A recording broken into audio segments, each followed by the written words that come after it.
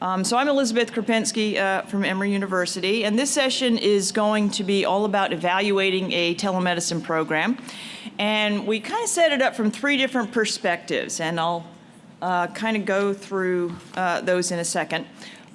We have three speakers, and I'll do the intros now very briefly, but they're in your books as well. So I'll do them in the actual order that we're going to have the presentation. So first is going to be Elise Berliner. She's the Director of Technology Assessment Program at AHRQ, the Agency for Healthcare Research and Quality. This program provides technology assessments to CMS to inform Medicare coverage decisions and other policy issues. Before joining AHRQ, she worked as a consultant to pharmaceutical and medical device companies on cost effectiveness and outcomes research, technology assessment, and reimbursement planning. She has numerous years of experience in research and development at a number of innovative medical tech companies. She was a congressional fellow at the Office of Tech Assessment, and she received her PhD in biophysics from Brandeis University. Our second speaker is going to be Dr. Marsha Ward. She's a professor in the Department of Health Management and Policy in the College of Public Health at the University of Iowa. She's director of the Center for Health Policy and Research and director of the HRSA-funded Rural Telehealth Research Center. She has 35 years of research experience focusing on rural health services research, has authored well over 100 peer-reviewed publications and technical reports, has been funded on over 70 grants and contracts over the years, and has a significant amount of experience in directing research teams on evaluating healthcare implementation and quality improvement. And finally, Dr. Steve North is a practicing family physician and adolescent medicine specialist at the Rural Health Center in Mitchell County, North Carolina.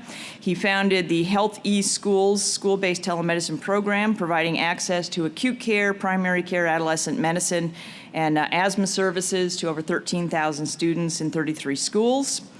In 2014, this program was awarded the ATA's President Award for Health Quality and Innovation. He also serves as the clinical director for the Mission Virtual Care Working Team to integrate inpatient, outpatient, direct-to-consumer, remote home monitoring into Mission Health in North Carolina, one of their largest healthcare systems.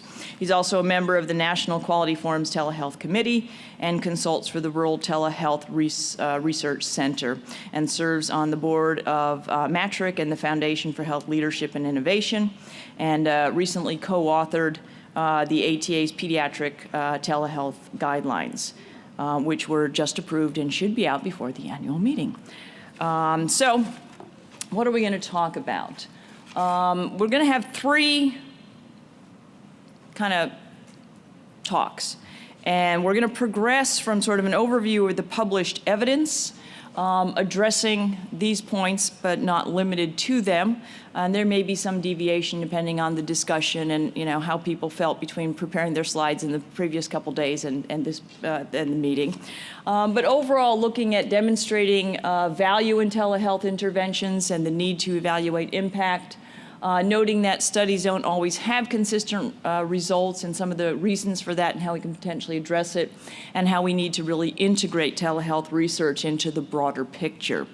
We're then going to move from this sort of overview to metrics and measures, looking at the fact that given there's an existence of systematic reviews, what measures in those reviews have demonstrated the strongest evidence. When topics are lacking strong evidence, what factors should be then considered in identifying measures for research?